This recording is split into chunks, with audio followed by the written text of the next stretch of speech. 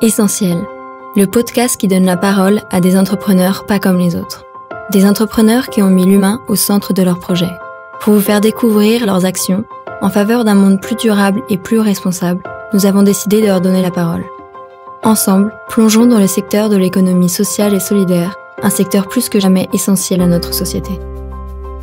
Bonjour à toutes et bonjour à tous, je m'appelle Clémence Perron, je suis ravie d'animer ce nouvel épisode de notre série de podcasts essentiels avec ESS en majuscule comme économie sociale et solidaire. Aujourd'hui, j'ai le plaisir d'accueillir Maric Gilles, responsable de l'action culturelle de l'association Les Concerts de Poche. Soutenue par la Caisse d'épargne Grand Est Europe, cette association a participé à notre opération nationale Coup de cœur Caisse d'épargne dans la continuité de l'appel à projet Utile et solidaire avec les jeunes, lancé en juin 2022. Bonjour Maric, merci d'avoir fait le chemin jusqu'à nous. Merci à vous. Alors comment ça va aujourd'hui ? Ça va bien. Contente d'être avec vous pour parler du projet des Concerts de Poche. Exactement. Alors les Concerts de Poche, justement, c'est une association qui existe depuis 17 ans, vous m'aviez dit dans l'entretien préparatoire. Alors pourquoi ce nom déjà, les Concerts de Poche ? Les Concerts de Poche, c'est comme l'idée du livre de poche, c'est des concerts de qualité qu'on peut emmener partout. Et qu'est-ce que vous faites au quotidien ? La mission des Concerts de Poche, c'est de proposer aux habitants des zones rurales et des quartiers des ateliers de pratique musicale et des concerts de musique classique, jazz et lyrique. Donc vous travaillez en collaboration avec des acteurs du territoire ? Oui, tout à fait.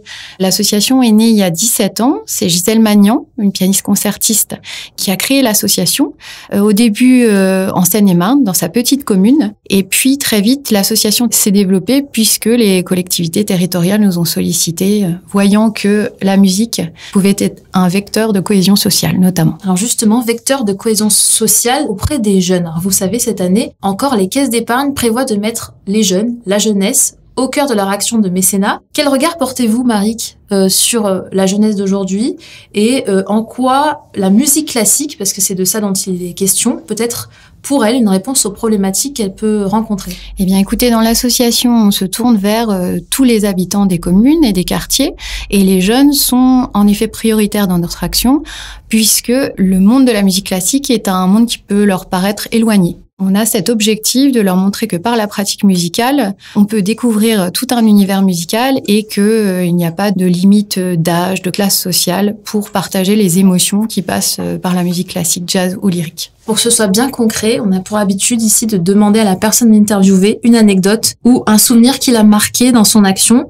En préparant cet épisode, vous m'avez parlé notamment d'un jeune qui s'appelle Walid. Est-ce que vous pouvez nous raconter un petit peu, comme ça on visualisera aussi beaucoup mieux ce que vous faites au quotidien ? Oui, alors parmi les projets qu'on mène auprès des jeunes, eh bien on travaille avec des jeunes en lycée professionnel partout en France. Quand on s'est rencontrés, Clémence, je vous ai parlé d'un des jeunes de lycée pro avec qui on a mené un projet de 2-3 mois autour des percussions corporelles et de la lutherie, puisque donc on mène des ateliers de pratique musicale. Et ce jeune est arrivé au début du projet, a rencontré notre artiste intervenant, notre médiatrice, et puis était parti du principe que comme ce projet allait aboutir sur un concert de musique classique, c'était pas pour lui forcément. Et puis petit à petit, parce qu'on a une pédagogie expérientielle et puis une relation dans nos ateliers aux jeunes où ils sentent qu'on les met en confiance, et Walid, il a fini, je crois, convaincu par ses ateliers de pratique. Il a pris confiance en lui, je pense, parce qu'il a pu se produire ensuite sur scène avec de grands artistes de musique classique en concert. Alors non seulement Walid s'est produit, mais il a également, vous m'aviez dit, créé son instrument. Oui, c'est ça, les ateliers de lutherie qu'on mène avec les jeunes et notamment avec les lycéens professionnels ont ça d'intéressant qu'on va vers eux, on va dans les lycées, on va dans leurs ateliers, donc on est avec leur environnement quotidien, leurs matériaux quotidiens, et à partir de ces matériaux, on se les approprie avec eux autrement pour en faire des instruments de musique. Donc Walid, en l'occurrence, a pu construire, il était en classe électricité, je crois. C'est pas le terme exact de la filière, mais en tout cas, il travaille avec des systèmes électroniques et électriques tous les jours. Et il a pu utiliser les matériaux de son atelier pour fabriquer un instrument de musique. Et le mettre en partage aussi avec les autres, parce qu'il y a vraiment cette idée en lycée de travailler ensemble.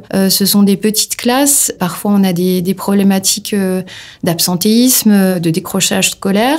Et ces projets musicaux permettent aussi aux jeunes de faire autre chose à l'école, au lycée, et de s'amuser, d'apprendre, de reprendre confiance grâce à ces ateliers de musique. Alors Maric, si vous le voulez bien, on va un tout petit peu parler de vous. Pourquoi est-ce que vous vous êtes engagé dans cette association en particulier et plus généralement, quel est votre parcours et qu'est-ce qui vous anime au quotidien? Je crois que ce qui m'anime au quotidien et puis toujours dans ma carrière professionnelle, c'est la transmission. Le fait que les arts sont un formidable vecteur de cohésion sociale, on le disait au concert de poche, mais plus généralement de bonheur, de bien-être dans la société. J'ai commencé ma carrière professionnelle comme enseignante, ensuite j'ai été chargée de communication dans des structures culturelles et puis peu à peu je me suis spécialisée dans la médiation culturelle. Donc la médiation culturelle, pour nos auditeurs et auditrices, c'est vraiment faire le lien entre une œuvre d'art et un public. Donc ça s'adapte à toutes les formes artistiques, à tous les publics. Et au concert de poche, donc notre objet c'est la musique classique et on passe par de la pratique, par des relations très proches avec les habitants, avec les jeunes en l'occurrence, pour les approcher de cette musique et puis avant tout leur faire comprendre qu'il n'y a pas de barrière générationnelle ou de classe sociale, qu'on peut partager ces émotions. Enfin, ce sont des émotions universelles. Vous faites vous-même de la musique, mais vous m'aviez dit que c'était pas la raison pour laquelle vous aviez intégré les concerts de poche. C'est ça, la pratique artistique en général, que ce soit les arts visuels, la musique, la danse, ce sont des moments de partage entre les gens. On en a fortement besoin en plus à la sortie de cette crise sanitaire du Covid. On a besoin de faire ensemble. Et les jeunes c'est un public qui a été fortement fragilisé pendant la crise du Covid. Et ils ont encore plus besoin qu'on aille vers eux pour les ouvrir vers de nouvelles pratiques artistiques, le faire ensemble. Si on regarde aussi les études du ministère de la Culture, les dernières études qui sont parues sur les pratiques culturelles des jeunes, on se rend compte par exemple qu'il y a de moins en moins de jeunes de moins de 15 ans qui sont allés à un concert ou voir du spectacle vivant. Donc c'est une dynamique qu'on aimerait changer. Et dans nos projets au concert de poche, on dit toujours pas d'atelier sans concert et pas de concert sans atelier. Donc ces jeunes avec lesquels on mène des ateliers artistiques, on les emmène jusqu'à un concert de musique classique, concert qui a lieu dans un lieu de proximité, un concert avec de grands artistes, de grands interprètes de la musique classique, jazz ou lyrique. Donc on leur propose quelque chose de qualité et on leur donne en amont les clés pour comprendre ce concert et pour l'apprécier, pour avoir envie ensuite d'y retourner. Votre association mène plus de 25 projets par an. Est-ce qu'elle est amenée à créer de nouveaux projets, de nouvelles manières justement de faire cette médiation et quels sont vos projets pour les prochains mois? On est toujours en recherche de nouveaux contenus. On travaille avec des artistes intervenants réguliers sur les différents territoires, puisque je vous l'ai pas encore dit, mais Concert de poche est une association nationale. On a des bureaux dans 6 régions. Eh bien, en fait, sur les contenus, on essaie toujours de renouveler aussi en travaillant avec de nouveaux partenaires. Donc, des partenaires du territoire. Si je dois vous parler de projets à venir, peut-être vous parler de projets interdisciplinaires qu'on est en train d'envisager avec de la danse et de l'écriture pour que les jeunes puissent aborder la musique classique, mais aussi la mise en mouvement, la corporalité et aussi l'écriture, qui soient créateurs de leurs propres textes. Ça, c'est un élément important aussi dans les actions qu'on mène, c'est que les ateliers que l'on mène mettent toujours le participant en position de création et de composition et de faire. Dernière question. Dans le cadre de l'appel à projet utile et solidaire avec les jeunes lancé en juin 2022 et ensuite avec le concours des coups de cœur, Caisse d'épargne, vous avez eu normalement quelques rapports avec la Caisse d'épargne Grand Est Europe. Est-ce que vous pouvez nous dire comment s'est manifesté le soutien? Est-ce qu'elle vous a soutenu? Comment ça s'est passé, les rapports avec eux? Oui, bien sûr, la Caisse d'épargne Grand Est Europe nous a soutenus, donc en nous aidant, par un soutien, un financement qui nous a permis au niveau structurel d'assurer le bon déroulé des ateliers.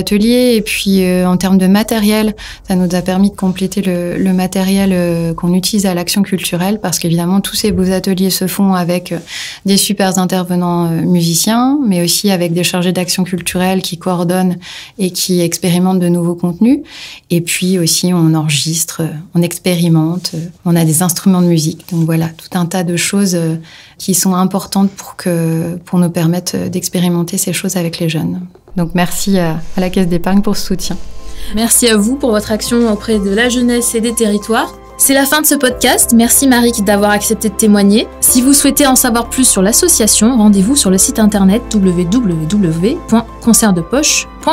Et bien sûr, Clémence, vous pouvez aussi venir nous voir à un concert de poche, puisque on organise donc des concerts, 120 concerts par an environ, dans 10 régions de France. Et puis, venez nous dire bonjour aussi dans un de nos bureaux à Paris, en Seine-et-Marne, à Reims, à Lille, à Toulouse ou à Cornas, en Ardèche. Vous êtes les bienvenus. Merci beaucoup, Maric. Pour en savoir plus sur le soutien qu'apportent les caisses d'épargne aux acteurs de l'ESS, n'hésitez pas à nous retrouver sur les différentes plateformes d'écoute. À très vite!